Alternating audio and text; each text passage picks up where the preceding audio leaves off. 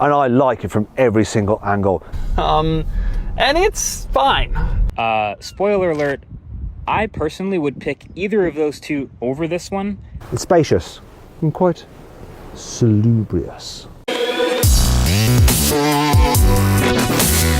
This is the 2023 Nissan Ariya, and it's a new fully electric crossover from Nissan that's surprisingly interesting. This thing looks way better, if you ask me, than a Tesla Model Y, a VW ID4, a Skoda Enyaq, and it's even better looking than a Ford Mustang Mach-E. But the truth is, this is a pretty nice looking vehicle, and it's distinctive, which I love. So many modern crossovers look pretty similar, but this has a different flair. It's gonna be distinctive, obvious on the road. You're not looking at one of the many bland crossovers. It has kind of a cool and special look, and I think it looks more premium and luxurious than it is. And it also doesn't just parrot all the other electric vehicles with the boring teardrop shape. It injects a little bit more personality and interestingness into the design. I think this looks good. The front, which I really like, is the face. This is the face. It's big daytime running lights here. I'm gonna actually fire those up with the key so you can see them. There you go, huge daytime running lights.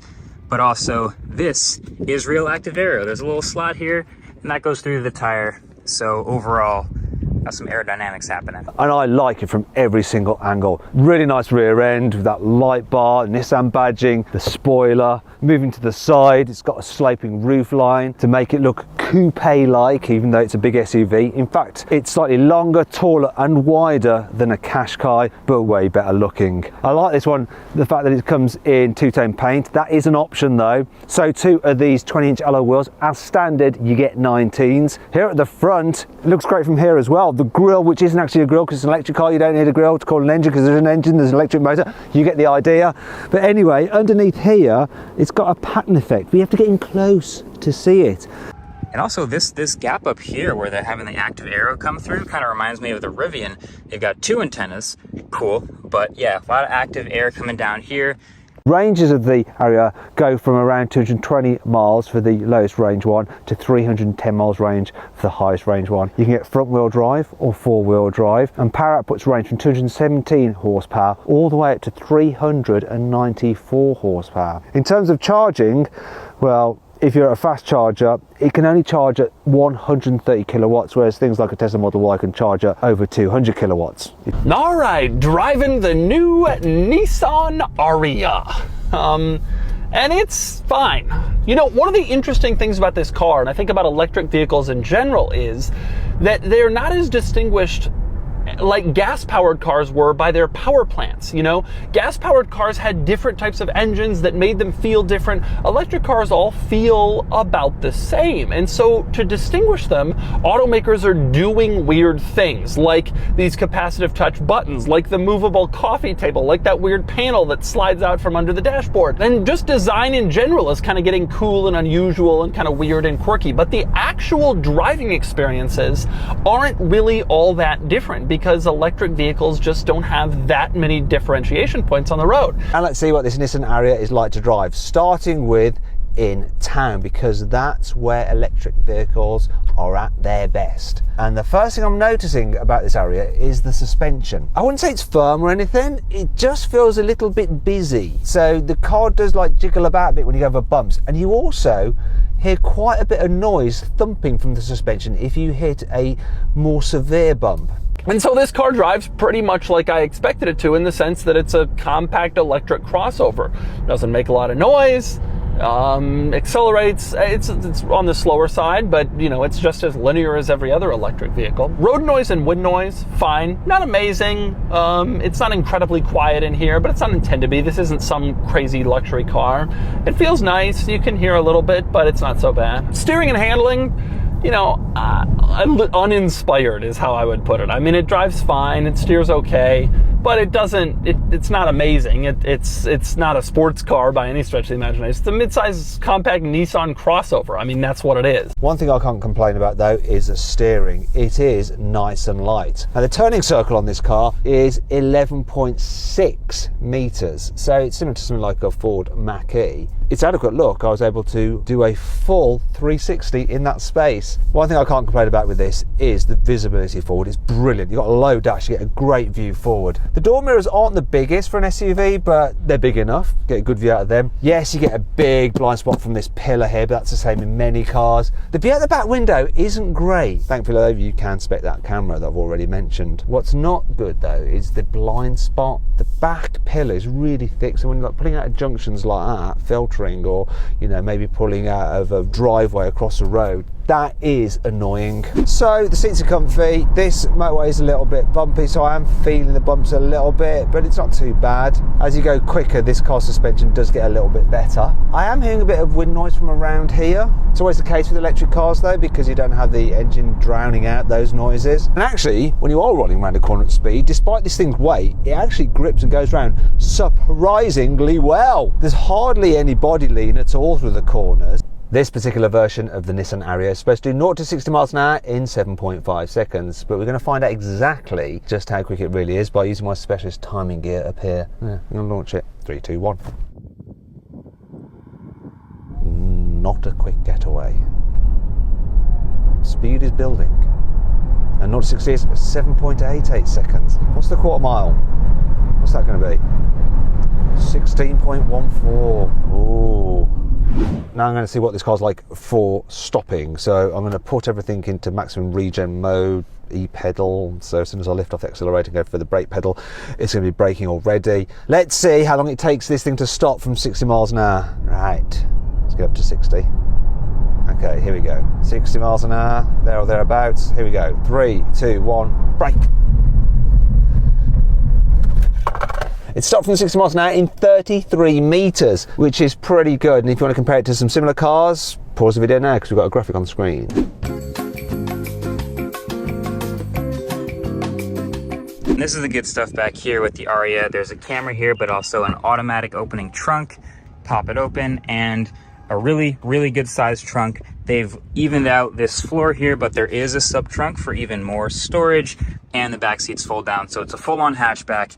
Even though this sort of slopes down a bit, there's a lot of storage. So in that sense, it's reminding me of ID4 and Ioniq 5.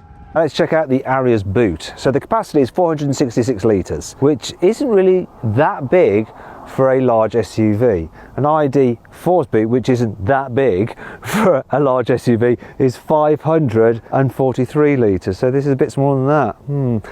Also, it gets even smaller if you have the four-wheel drive version, because then you don't have so much underfloor storage. At least you do have the ability to divide up the boot as you might wish with these special dividers. Oh look, no load lip. You've got some storage down here and some tie-down points there. They are a bit fiddly to pop out. There we go. There are no 12-volt sockets back here though, which is a bit annoying. There's only something else which gets on my nerves a bit. It's this, look. The release for the rear seats is not only hard to get to, you have to lean across the boot like this, but they're really awkward.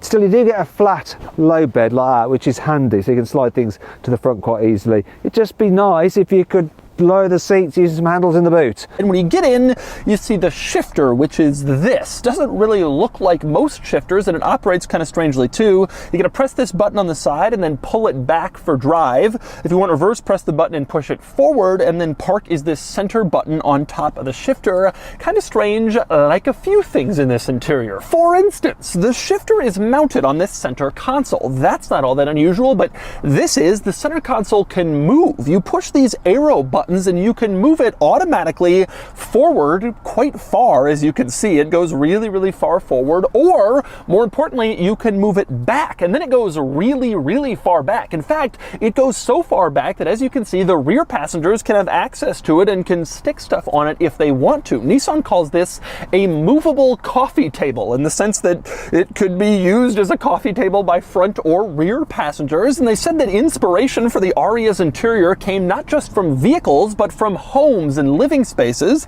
and I'm sure that's where they figured out the idea of the movable coffee table. pop the door open and step inside here, you'll immediately see, look at that copper floor mat. You got this whole black interior in here, but you do have the copper accents around this spot where you can put your phone in here in this wireless charger. You've got copper in here for the air conditioning vents, copper stitching on the front, copper little door handles. So they're really into the copper for the Ariya, so you might as well, I guess, get the copper exterior too. Here on the inside, the Ariya is just as freaking lovely as the outside. Nissan's cars are normally a bit interior wise, but this is on another level. They've really upped their game. Sort of reminds me of the BMW iX, the way you've got this twin spoke steering wheel. You've got very minimalist design with like touch buttons with a bit of haptic feedback, so they vibrate when you press them, though it's still not the easiest to use, but at least your climate control functions aren't buried in the menu. And just like the iX, you have this big wraparound infotainment system. Wait, I'll just turn that down. Wait, it doesn't quite respond quick enough. Just shut up, go, yes. Anyway, however, unlike the BMW, the definition isn't quite as good. The graphics are a bit fuzzy and it's not so responsive. Right over here, check out these capacitive buttons. There's some up here, and this is just for your climate control. And these have haptic feedback, so I can feel when I'm changing the temperature here. But I mean, I don't want, when I'm driving, I want buttons to just be able to reach over and hit them, because this doesn't hit it. This doesn't hit it. This just barely gets there. Climate controls are all haptic buttons, and it looks cool, but I don't know if that's the way to go. I think they felt the need to do something sleek here. This is on the same level as what the Ioniq 5 did. In the back of the Ariya, there's plenty of knee room. There's lots of foot space as well, especially because obviously you've got batteries underneath the floor. There's no like exhaust system having to go through, so there's no lump in the floor. So if you need to carry 3 people at once, there's plenty of room for everyone's feet. Yeah, it's good. And the seat bases are nice and deep as well. I like that. Because the batteries are underneath the floor, it does raise the floor up slightly, so your knees are slightly higher than they are in an internal combustion engine car. But it's not as bad as in some other electric cars when you feel like your knees are around your ears. Speaking of which, headroom. This is the only slight problem. The sloping roof line does eat into headspace. I'm fine. Taller people will be fine-ish, but really tall people will end up touching their head on the roof. It's probably made a bit worse by this particular car's optional panoramic glass roof, but you do get more headroom in a Hyundai Ioniq 5. The Ariya comes with lots of equipment as standard, so you get stuff like auto cruise control and surround view cameras. Look, it's my cameraman's legs there. Look at those, they're clicking them up. These ridges and contours in the seats are actually based on a concept used by NASA to help promote blood flow if you're sitting in one position for a long time. And apparently it'll reduce fatigue in your back and your buttocks. One area that many manufacturers often forget about is making sure that you can store the low cover underneath any false floor. Look, they should order this, because otherwise where do you put it in the car when you're loading it all the way up, eh? Not quite satisfied with the location of the centre console? Do not fret, because look, you can move it forward and backwards. One of the problems with giving a lift to tall people is that they can block your view from the rear view mirror. But don't worry, because the Ariya gets a special camera which is displayed on the rear view mirror when you pull a little switch. There we go, look, there you can see me, it's all good. And obviously I'm far prettier to look at than that other bloke. And so that's the new 2023 Nissan Ariya, an interesting fully electric crossover that's bringing Nissan into the electric SUV world. I feel like I can give this design in my head like a 6.5, 7 out of 10. It doesn't have to be flashy or amazing looking, but you know, it's got some decent features going on. And it drives fine. It's a nice, acceptable vehicle that has a couple of cool quirks that I think help distinguish it and make it kind of cool, and a nice design. So then, what's my final verdict on the new Nissan Ariya? Should you avoid it? Should you consider it? Should you shortlist it? Or should you just go right ahead and buy it? Well, I think you should shortlist the Ariya. It might not lead the field in terms of ride comfort over bumps, boot space, or range, but there's just something cool about it. It looks great, it's nice to drive, and that interior is super cool.